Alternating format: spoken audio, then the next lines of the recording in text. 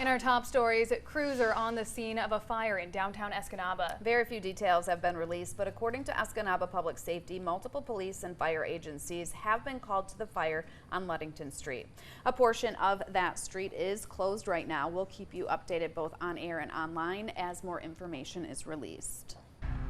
With your first look at today's news, I'm Ben Kuchner-Kavich. We begin with a breaking news update. One person is dead after a fire in downtown Escanaba. Escanaba Public Safety says the fire at 1011 Ludington Street was reported just before 2 o'clock this morning. The building and a business next door were up in flames within minutes. The building where the fire was first reported had a gift store on the first floor and people lived on the second floor.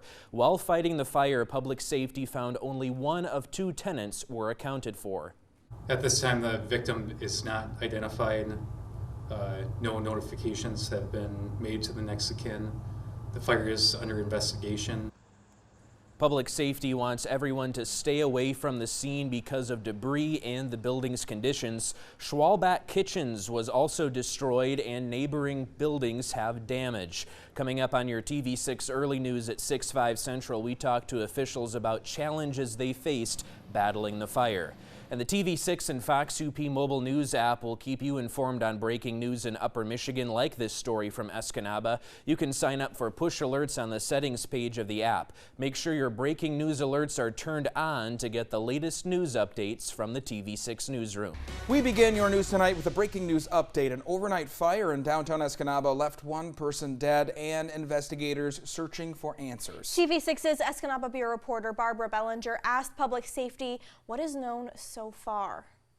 After an overnight fire in Escanaba, fire crews found a man's body as they looked through debris. Escanaba Public Safety says the fire was reported just before 2 o'clock this morning at 1011 Ludington Street. When officers arrived on scene, they weren't sure if everybody was accounted for that were in the building. And they couldn't go into the building to search because within minutes of their arrival, the building and a business next door were up in flames, and it soon got worse. Within probably 30 minutes of them arriving on scene, the building collapsed.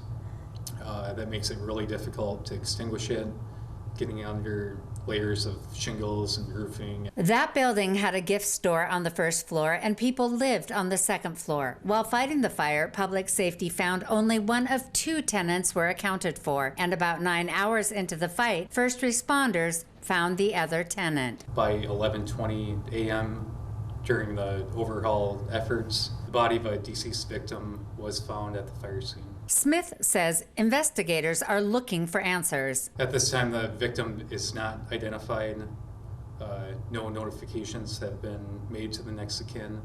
The fire is under investigation. Officials are requesting the public to not cross the police line or climb over the fence. The building behind me, the excavator just pushed down all the debris into the basement, which is also full of about 7 feet of water. Schwalbach Kitchens was also destroyed and neighboring buildings were damaged. Heavy smoke damage throughout the entire building, including the gallery itself, so that all has to be mitigated as well. And we have a large crack up on the top of the front of the building here where the roof pulled away when Schwalbach Kitchens' roof collapsed. Public Safety does not know yet when there will be answers on what caused the fire or who the victim is. TV6 will follow the investigation and provide updates. Barbara Bellinger, TV6 News, Escanaba.